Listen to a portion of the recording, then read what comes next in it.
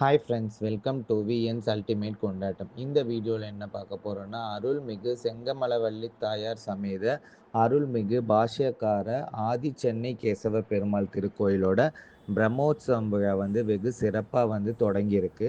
So 27/2/2026 பார்த்தீங்கன்னா 19/3/2026 வரை பார்த்தீங்கன்னா இந்த விஸ்வாசு வருடாந்திர மாசி பிரம்மோற்சவம் விழா வெகு சிறப்பாக நடந்துட்டு வருது.